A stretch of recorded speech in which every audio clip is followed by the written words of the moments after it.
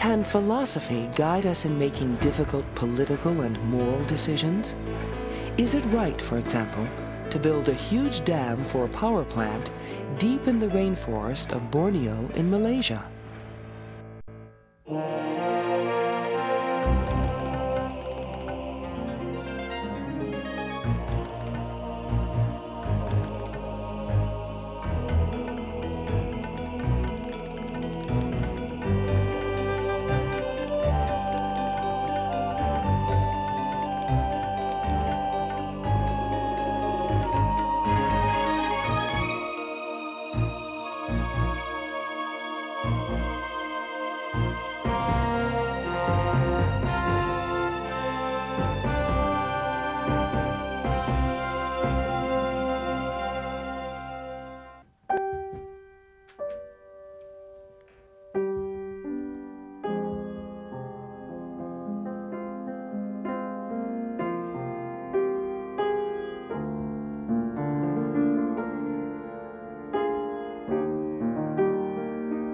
I think we should have a very broad outlook, what's going on in the third world. Is it really so that they look forward to be like us? That they look forward to have our technology, our high standard of living, and so on. So there we have a great job in cooperation with a minority in the third world to reject this grandiose, enormous, and very harmful projects. If the benefits are large enough, can any political decision be justified?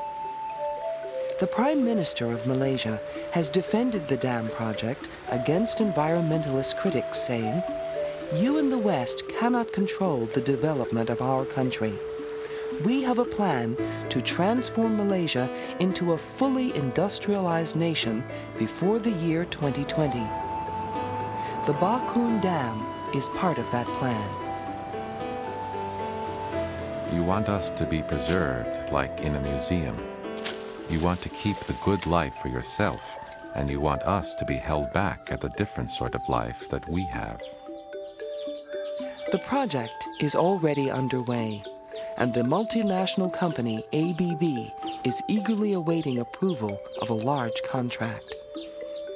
30 villages would be evacuated, 10,000 people moved, and more than 150,000 acres of rainforest destroyed.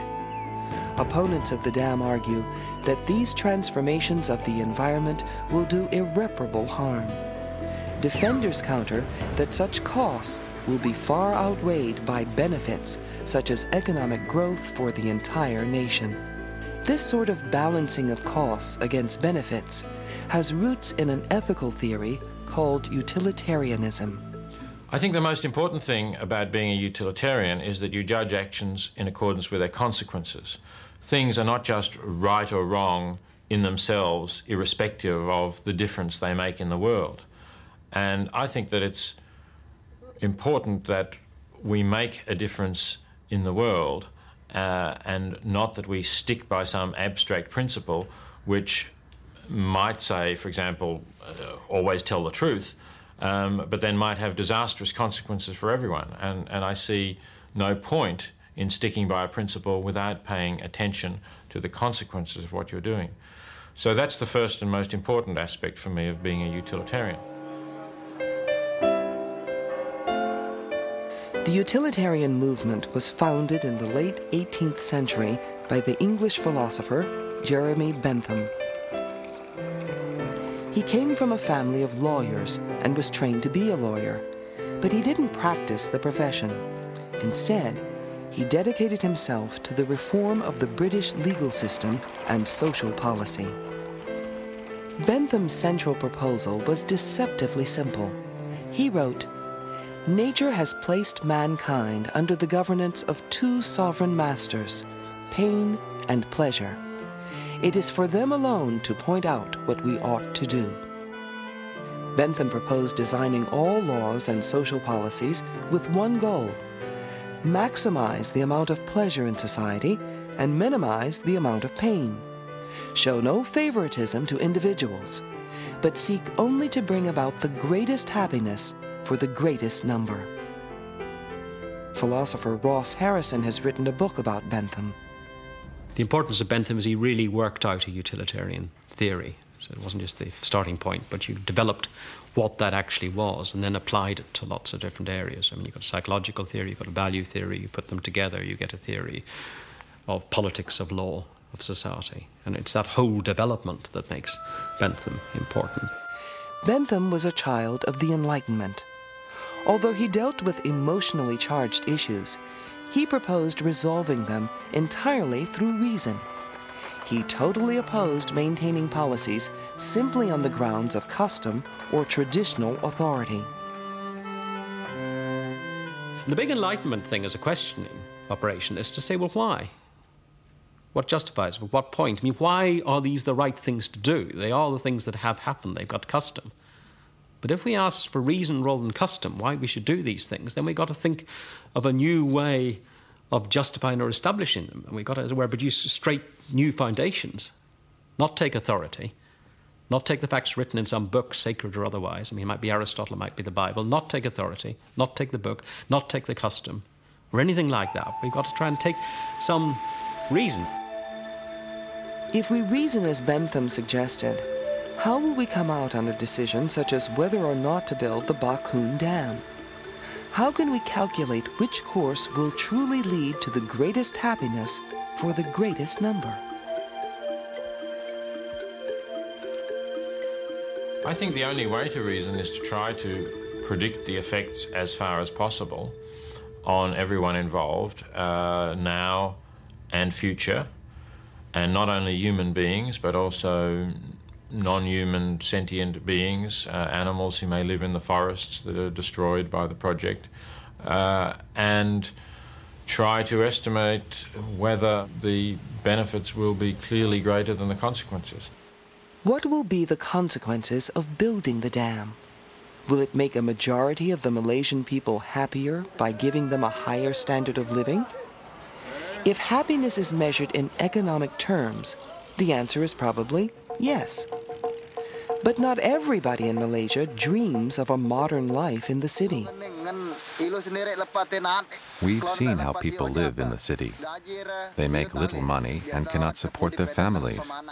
Here we live from the soil, and we have everything we want.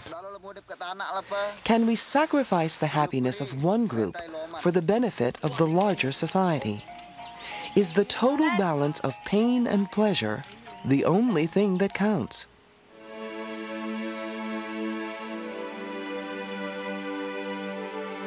Bentham founded University College, London. At his bequest, his body is preserved there. And one thing people know about or find surprising is Bentham's desire to preserve himself as a physical body, the so-called autoicon in University College, London.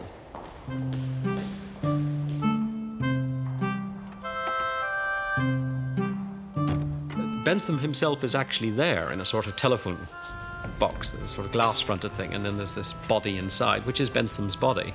It's not actually his head, though. He tried to get his head preserved by studying the sort of New Zealand head shrinkers and preservation, but the thing looks so ghastly. They took it off after 10 years and put a sort of wax head on top, but you've actually got the skeleton there dressed in Bentham's clothes. And deaf it is now, but you get celebratory dinners sometimes at University College, and they bring Bentham along to the dinner. So you say, you've got your chance of coming to dinner, and Bentham will be there as well. The second great figure in the utilitarian movement was the 19th century English philosopher John Stuart Mill.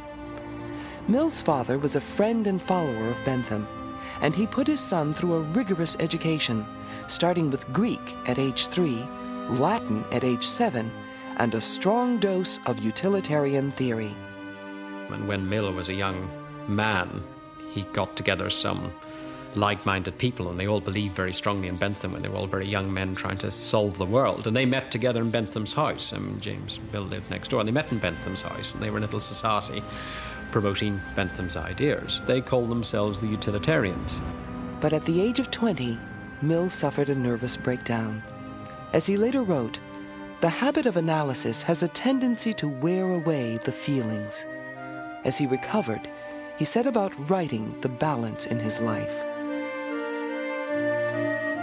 Mill, I think through all his life, was a very open character. He wanted to combine lots of different kinds of thought. He was putting together the best of the 18th century, the best of the 19th century. So he's a compromising thinker. And in respect to, if you could sort of press it onto the mental crisis, the thought if I just try to aim at the greatest happiness, the greatest number, at least as conceived by Bentham, I myself am not going to be happy. There's more to life than that. And as he conceived it, the more to life was poetry. As he recovered, Mill also diverged from the ideas of Bentham. For Bentham, there was only one standard of value. Whether it's called pleasure, happiness, or utility, it can be quantified. Mill complicates the picture by arguing that there are higher and lower pleasures. Quality matters. In his words, it is better to be a human being dissatisfied than a pig satisfied. Better to be Socrates dissatisfied than a fool satisfied. Through the years, many philosophers have been attracted to the basic idea of utilitarianism, to weigh the good against the bad. But they've looked for ways to add finesse to Bentham's simple quantitative approach. I find that very hard to answer as to whether I'm a utilitarian. If you take traditional definitions of utilitarianism, that all that matters is pleasure and the absence of pain, no, I'm certainly not a utilitarian. But utilitarians have characteristically responded to criticism, not by rejecting criticisms, but by embracing them with a kind of bear hug, by making their theory more and more complex to accommodate the different criticisms that are made. If you make consequentialism sufficiently pluralistic and still call it utilitarianism, then you could say that I was a utilitarian. In most people's view, finding any objective measure of pleasure and pain is a difficult problem. The problem becomes vastly more difficult when you try to compare one person's pleasures or pains with those of another. There certainly is a problem about comparing the happiness of different people. It, I think, would be a bit absurd to say that my holiday in Italy made me 2.54 times as happy as your holiday in Ireland made you. We can't make precise interpersonal comparisons, but still I think, as any parent knows, you can sometimes, again, make rough and ready comparisons. A parent who has to decide whether to spend some money on giving one child a holiday or sending another child to a better school does, in fact, make some kind of intuitive comparison about which will matter more in the life of the particular person. We may often get it wrong. We certainly can't do it precisely. But I think, again, it's too naive to think that we can't do it at all, which is what the strong case against utilitarianism sometimes suggests. The Swedish philosopher Torbjörn Tansu views utilitarianism as a kind of research project. The basic idea is clear and simple, but the details need to be worked out in different and complex ways. When asked whether he considers himself a utilitarian, Tansu replies, Jag skulle nog ändå gissa att den moraliska sanningen så att säga ligger i den riktningen. There are many questions that it does not answer, but the moral truth points in that direction. My belief is that utilitarianism gives a more adequate answer than any other moral theory. There are lots of ways to criticize utilitarianism. It implies certain consequences which are considered to be in opposition to our daily morality when taken to extremes. One reason for criticism is that utilitarianism asserts that the end justifies the means. There are no actions which are forbidden in themselves. For instance, if one was to kill a person, and it is proved that the consequences are better than if one was to refuse the killing, then according to utilitarianism, the killing is the right thing to do. Another reason for criticism is that utilitarianism seems to demand a great deal from us. It demands that we shall act so as to get the best consequences. Utilitarianism requires that we predict the future consequences of our actions. This is difficult in the real world. In Malaysia, there has been a recession. The economy can no longer support a large-scale project such as the Bakun Dam. The future of the project is in doubt. Utilitarismen är väldigt krävande på... Utilitarianism demands a lot of empirical knowledge to reach even a plausible opinion. This makes you humble. I have sometimes made up my mind on medical ethical matters, but only after years of study of the question at issue.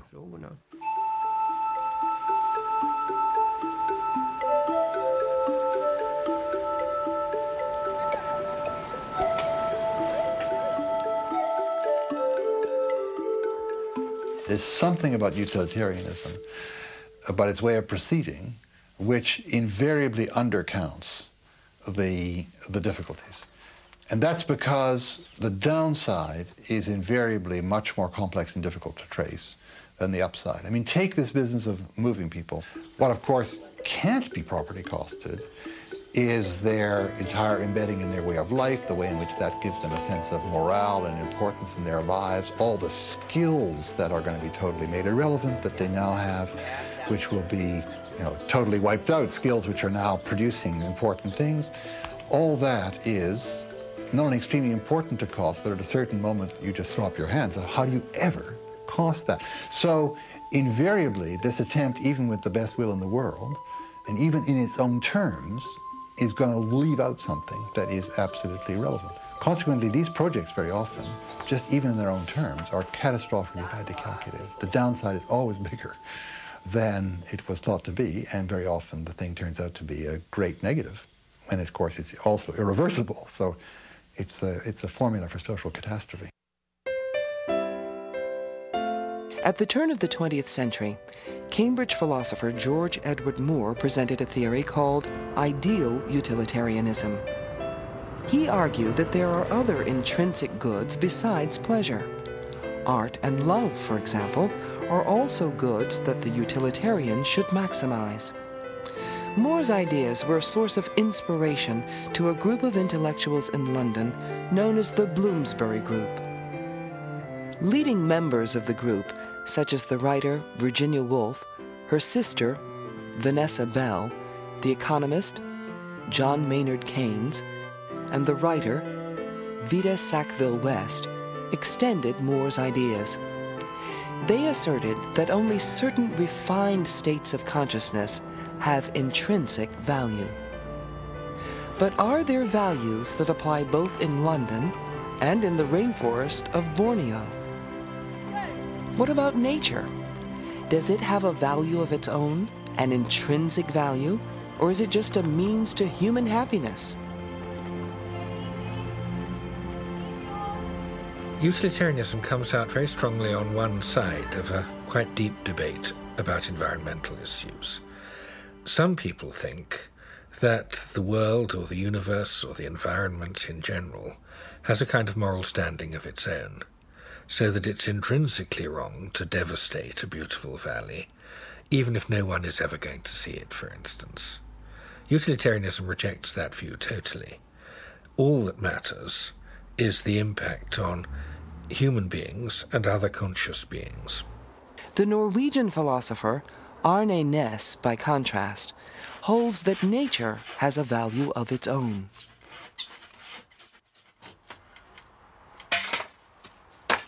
I personally feel also that a mountain has a certain dignity, especially one mountain here in Norway has a certain dignity that could be violated.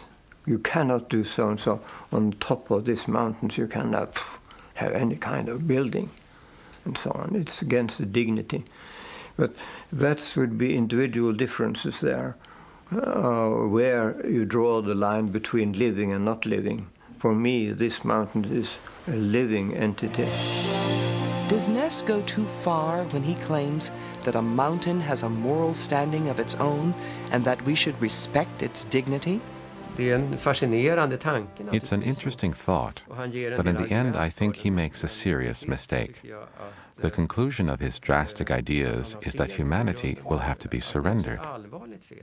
If one takes into account these aesthetic values, we are very far from Bentham's traditional version of utilitarianism. In the 1970s, Ness founded the so-called deep ecology movement to help in the struggle against building dams and power plants on the rivers of Norway. It is mainly to make people aware of things, aware of certain values, and to make them aware. So it's communication with the people, communication with the majority, of course.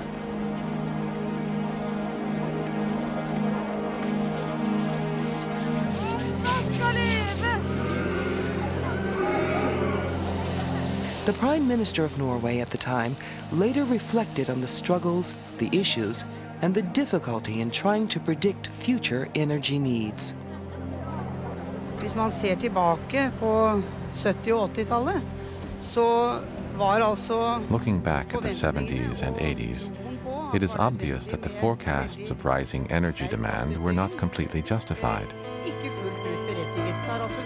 It underlines the difficulties of making energy prognoses.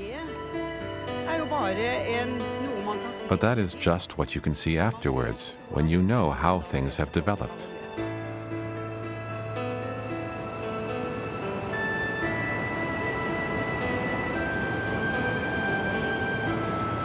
When it comes to life, I think that it's not enough with what I call number one point of deep ecology movement, namely that each living being has a value in itself.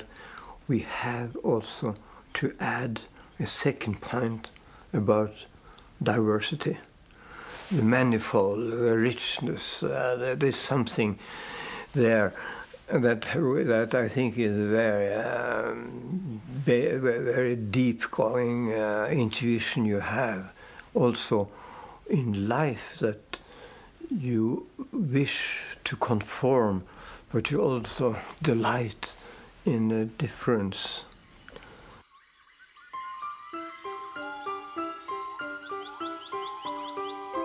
Oh, I don't think diversity is a value in itself. And the problem with the stress that ecologists put on diversity is that it's very unclear what counts as greater diversity. For example, if you allow raw sewage to flow into a previously pristine river, you will greatly increase the number of microbes who exist in that river. So in one sense, you've enormously increased the diversity living in the river. But most ecologists don't value this kind of diversity. So really they owe us an explanation of precisely what kind of diversity it is that they value. And when you look at it, it usually turns out to be something that you can understand in other terms, like aesthetic value of a richly diverse forest, or maybe the greater stability you get from the richly diverse forest, but not diversity in itself. And what about the many life forms in the Malaysian jungle? They too are affected by the decision about the dam. Are they only means to human happiness, or do they count in a utilitarian appraisal? Interestingly, Bentham thought they should.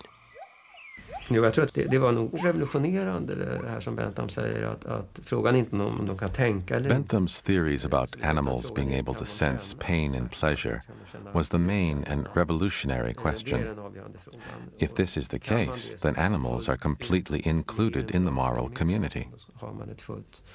Värde, så att säga, som ska beaktas. It is still a revolutionary standpoint if one listens to Peter Singer and other utilitarian thinkers who propagate this view. Utilitarister fortsätter att driva den här tesen. If you recognize that other animals are sentient beings, then they have interests. For example, they have an interest in not feeling pain.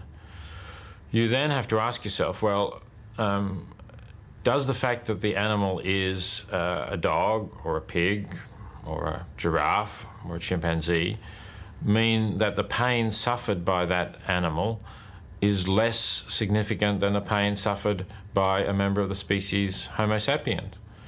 And I think you only have to ask yourself that question to see that the answer is no. I mean, how can it make a difference to the wrongness of pain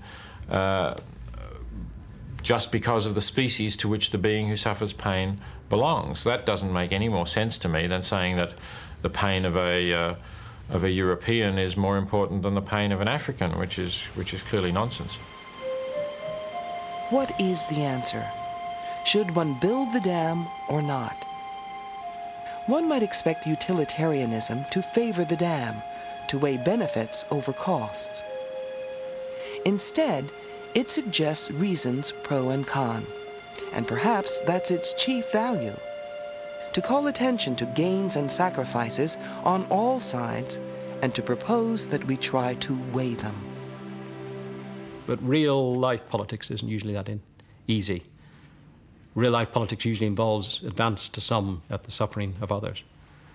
And utilitarianism, rightly or wrongly, as one of its harsher aspects, has an account of such sacrifice, or when such sacrifice is justified, when it's right to sacrifice the interest of one person for the sake of others.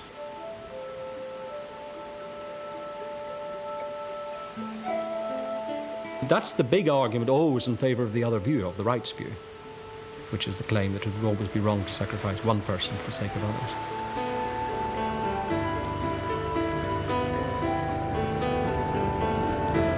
But I think that's an inevitable part of the we're living together of politics, and therefore it's much better, it seems to me, to have a theory such as utilitarianism that doesn't just back off the idea we can never sacrifice the interests of some for the sake of others, but rather in a reasoned and thoughtful way tries to work out when it's right to sacrifice the interests of some instead of others. In other words, it takes that problem on and tries to resolve it, rather than saying we'll never touch it.